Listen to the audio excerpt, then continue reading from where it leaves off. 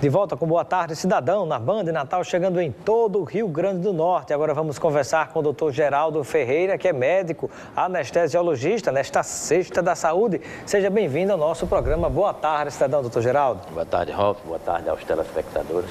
Geralmente só lhe entrevistava no lado das questões políticas, mas hoje vamos conversar com o médico, Dr. Geraldo Ferreira. E aí, eu gostaria que você pudesse compartilhar com o nosso telespectador do que cuida, me parece que não é só simplesmente anestesia por anestesia, mas do que é que cuida o médico anestesiologista. Perfeito. E você me dá um gancho aqui para dizer que eu trabalho e sou anestesiologista, né? Porque muitas vezes as pessoas me conhecem muito pela minha atuação em entidades de classe, não é? Mas eu trabalho na clínica privada, na clínica Pedro Cavalcante, exerço lá há 30 anos minhas atividades de anestesia para otorrino, né? Trabalho também em hospitais de ortopedia e no serviço público. Trabalhei 25 anos no Hospital Alfredo Gugel, na urgência e emergência, e ainda hoje trabalho no Hospital Universitário na área de alta tecnologia, né? Anestesia para embolizações, tumores cerebrais, malformações vasculares e para hemodinâmica, que é cateterismos, colocação de stent, etc. Então, na verdade, eu tenho uma atividade ainda muito rica, né, dentro da anestesiologia. Mas, voltando à sua pergunta, a anestesia, ela evidentemente ela surgiu, né, para tratar a dor. E ela foi enquadrada como uma das 100 realizações do século passado. É uma coisa interessante. Realização, né? Mesmo, porque me parece que antigamente, para fazer uma cirurgia no paciente, era na base, literalmente, da porrada. Você pegava um porrete, metia na cabeça do cidadão, ele desmaiava e você fazia a cirurgia. Não era assim antigamente? Perfeito. O que se diz, os livros tecnicamente dizem, antes da anestesia, a dor era sofrimento e agonia, né? Aquelas brincadeiras que se vê nos filmes de Bang Bang, não são brincadeiras, são reais. Era o camarada ou com álcool no nariz, ou bebendo aguardente, ou tudo, para ver se dava alguma forma de amenizar a dor. Então, quando surgiu a anestesia em 1846, né, começou ali em 1842, mas ela veio se concretizar mesmo em 1846. A partir daí, o salto que a medicina e que a cirurgia deu foi uma coisa extraordinária. Você imagine, Robson, abrir um abdômen para extrair um tumor, qualquer coisa dessa natureza, sem uma anestesia. Era dor, agonia, né, tortura. Às vezes o paciente morria pela dor, não era nem pelo problema. Choque neurogênico, é uma possibilidade. Às vezes a dor leva ao óbito mesmo, a um desarranjo do sistema nervoso e podia até ocasionar isso. E havia muito aquelas... o médico era quase um curandeiro, vamos chamar assim, não é? E havia, às vezes, uma cirurgia que era feita e que a população ficava do lado de fora. E aqueles gritos, aquele terror, aquele negócio, elas ficavam ali. Se o paciente morresse, se recuperasse, perdoava o médico, né? Mas se morresse, às vezes, o médico pagava o preço. Linchava o médico, né? Às vezes acontecia isso, né? Já imaginou, a medicina já foi vista no passado como bruxaria, né? Pois é. Mas assim, então a partir daí ela se estabeleceu primeiro para permitir cirurgias. Mas não foi só isso. Ela permitiu o desenvolvimento das grandes cirurgias, né? Então, sem a anestesia, você não teria desenvolvido a neurocirurgia, a cirurgia torácica, a cirurgia cardíaca, os transplantes, não é? E o anestesiologista, baseado no cuidado desses pacientes aí muito mais graves, ele se tornou um especialista, né? Especialista em anestesiologia, mas também na área de cuidados ao paciente, né? Que tipo de cuidados ao paciente o médico anestesista ele tem sob sua responsabilidade? Então você colocou na sua abertura aqui que realmente nós ainda temos um problema estrutural onde é pouco usada a consulta, por exemplo, pré-anestésica, mas hoje nós indicamos que todo paciente que vá se submeter a um procedimento faça uma consulta pré-anestésica. Para quê? Para o médico anestesiologista ter consciência de qual conjunto de patologias que aquele paciente tem, independente da cirurgia. Porque antigamente, você talvez tenha até acompanhado essa época também, um paciente grave, a pessoa dizia, não vamos operar não. Hoje não existe mais isso, né? Porque de repente ele teria que ser operado por um motivo, mas talvez ele tivesse outros problemas que poderia gerar uma complicação naquela cirurgia que ele teria que fazer. Perfeitamente, porque a anestesia no seu primórdio, ela usava drogas e técnicas que foram evoluindo. Tem efeito colateral muito forte. Mais forte, perfeitamente. Então hoje não, você tem um suporte, o anestesiologista hoje ele é especialista, primeiro, em terapia intensiva, né?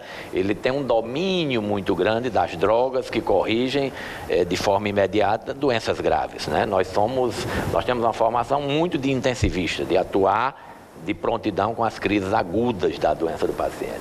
Nós temos uma formação muito forte em ventilação, né? Ventilação artificial, quando você precisa instalar um respirador.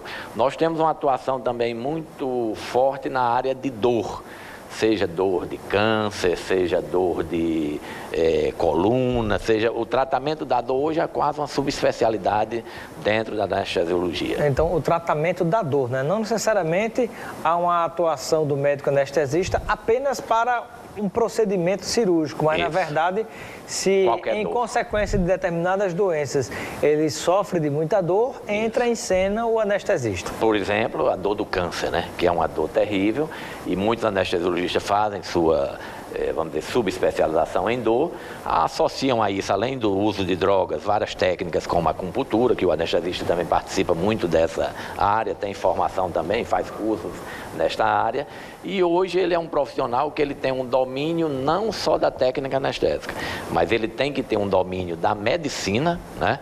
Da medicina e em profundidade, porque hoje não se escolhe paciente para operar. Houve a indicação, o cirurgião diz, anestesista, cuide do equilíbrio do paciente. Outras áreas que o anestesiologista atua muito também é a transfusão sanguínea, né? A reposição volêmica, né? Também. A transfusão sanguínea, a indicação, por exemplo, pré-operatória ou pós-operatória. Qual a diferença de transfusão sanguínea para doação de sangue? A doação é a captação, né? Você, quando vai a um banco de sangue, você faz a captação, é a doação. A transfusão seria a utilização desse sangue, que hoje também é feita de várias maneiras, pode ser plasma, pode ser proteínas, pode ser hemácias. Ele hoje é subdividido, não é mais aquela, vamos transfundir sangue. Você transfunde parcelas do sangue que o indivíduo está precisando. O anestesiologista tem que também ter um bom conhecimento disso. Equilíbrio hidroeletrolítico, por exemplo, causado por desidratações graves, né? O anestesiologista tem que ter conhecimento disso também. Quem recebe a doação de sangue precisa de anestesia para receber? Não, não necessariamente. Durante o procedimento cirúrgico, via de regra, a indicação é do anestesiologista ou pré-operatório mesmo. Muito comum, por exemplo, a gente ter pacientes idosos que vão ser operados de colo de fêmur. Esses pacientes já são quase cronicamente anêmicos. Quando tem uma fratura de fêmur, mesmo fechada, eles têm uma perda sanguínea extraordinária. Então, vem com a hemoglobina muito baixa. Então, o anestesiologista olhou ali, teve abaixo de 8, 7, né, gramas por decilitro. Então, você tem que intervir. Você faz uma reposição volêmica prévia, né, e pode ser necessário também durante o transoperatório. Estamos conversando com o doutor Geraldo Ferreira, que é médico anestesista, aqui no nosso programa Boa Tarde Cidadão, excepcionalmente gravado, né? Já que sexta-feira, feriado, Sexta da Paixão, estamos aqui exibindo hoje o nosso Boa Tarde Cidadão, nesta Sexta da Saúde, com o doutor Geraldo Ferreira, ele que é médico anestesista. Nós vamos a um breve intervalo e no retorno continuaremos aqui no nosso Boa Tarde Cidadão, trazendo mais informações e curiosidades importantes para você a respeito da profissão do médico anestesista. Detalhes daqui a pouquinho.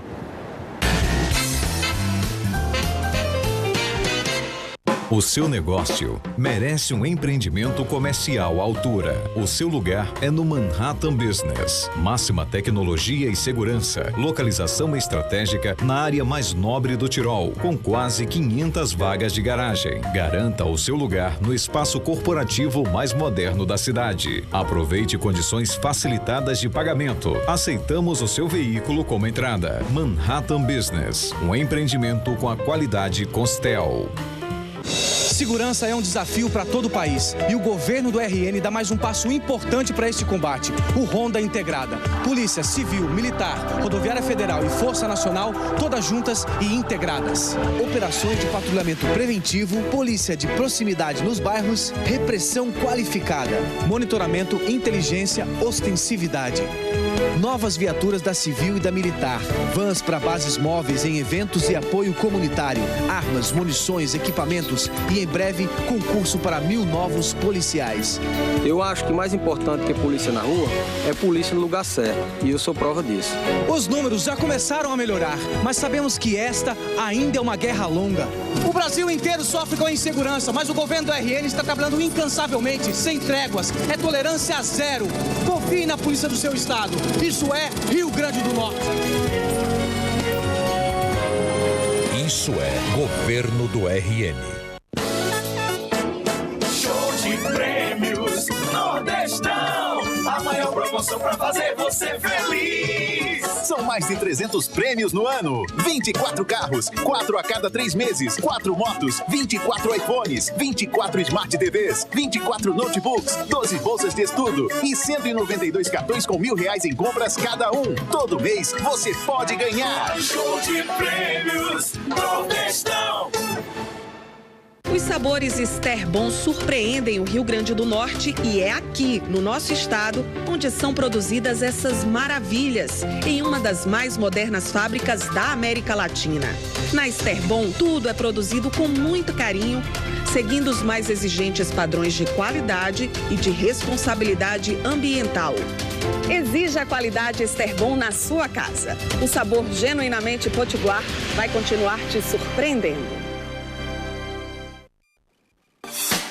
Novo Posto Integração. A experiência de 15 anos de atendimento, agora com a qualidade testada e aprovada Petrobras. Aberto 24 horas. O Novo Posto Integração possui o selo verde. É mais espaço, conforto e respeito ao meio ambiente. Loja de conveniência BR Mania. Troca de óleo Lubrax, novo diesel S50, borracharia e check-up de 18 itens. Tudo isso aceitando cartões de crédito. Novo Posto Integração. Candelária, esquina da Prudente com a Integração. Boa tarde, cidadão. Oferecimento: Supermercado Nordestão e Drogaria Saúde. Estamos de volta com Boa Tarde, Cidadão, na Band Natal, chegando em todo o Rio Grande do Norte, conversando com o Dr. Geraldo Ferreira, nesta Sexta da Saúde, ele que é médico anestesista. Muitas pessoas têm medo da anestesia antes de uma cirurgia, às vezes mais medo da própria anestesia do que da cirurgia, porque fica com medo de não acordar depois. E aí, doutor Geraldo? Pois é, realmente o receio, quantas vezes a gente chega para conversar com o paciente, ele está apavorado, né? Uma das razões que nós consideramos é realmente a falta, às vezes, desse contato com o anestesiologista. É muito importante para lhe dar tranquilidade, né? E a população que está nos ouvindo, ela pode saber o seguinte: a anestesia é muito segura hoje em dia. As drogas que nós usamos e a habilitação do profissional, né? Hoje é uma pós-graduação, depois da anestesia, uma residência médica de 3 anos, e se ele subespecializar, vai mais um ou vão 2 anos. Então, é um profissional capacitado. E essa droga que é injetada no paciente pelo médico anestesista, ela tem um efeito que começa com o tempo e tem um tempo determinado para ele terminar. Perfeitamente. Então, na evolução dessas drogas, houve uma tendência que hoje se chama anestesia balanceada e titulada, né? Ou seja, o paciente às vezes pergunta: eu não vou acordar no meio da cirurgia? Não, porque a anestesia é contínua, né? Não é uma aplicação de droga de uma vez que ela vai se acabar. Ou ela seja, é muita continuada. gente pensa que o médico anestesista, antes da cirurgia, chegou, injetou a anestesia no paciente e foi embora. Não, o anestesista fica do começo ao fim da anestesia. Do começo ao fim, leva para a sala de recuperação, que é uma obrigação, e só libera da sala de recuperação. Nossa responsabilidade é quando manda para o quarto. E baseado em um índice chamado Aldrete-Crowley, que tem outros também, mas que avalia todas as funções vitais do paciente. Está bem? Está recuperado? Pode ir para o quarto? Pode. Então, nossa responsabilidade vai até aí. Se for necessário, doenças graves, cirurgias de grande porte, levamos até a UTI. Só cessa a nossa responsabilidade quando entregamos ao profissional intensivista. Doutor Geraldo, em que situações se aplica, por exemplo, a anestesia geral e em que outras situações não cabe anestesia geral e aí se faz uma anestesia onde determinadas cirurgias até o paciente fica acordado? Isso, perfeito. Isso é importante também o paciente saber. Cirurgias, por exemplo, de membros superiores ou inferiores, abdômen inferior, né, períneo, né, são cirurgias que podem ser feitas com bloqueios, né?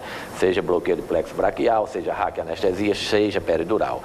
Mas a gente tenta quase sempre colocar o paciente numa situação onde ele esteja sedado. Por quê? Porque é desagradável o ambiente cirúrgico. Não é um ambiente, você deitado numa sala, um camarada com uma faca na mão, um bisturi, né? E para quem tem medo de sangue, como eu, por exemplo, ver um negócio desse, eu ficaria maluco, apavorado, né? Então, apesar de ser bloqueio, realmente é uma anestesia, vamos dizer, local, sendo que são bloqueados troncos, né? Mas nós, na medida do possível, fazemos sedação. Usamos drogas que... A sedação é a mesma coisa que a anestesia? É uma, vamos supor, a anestesia é um nível máximo da sedação, né? A sedação, ela pode desde tranquilizar, apenas um tranquilizante. É muito comum, por exemplo, em cirurgias oftálmicas, né? Você toma um comprimidozinho, clonazepam, alguma coisa desse tipo, dormonide, midazolam, dá um pouquinho de sono. Você fica ali com um pouquinho de sono, mas acordado, responsivo a tudo.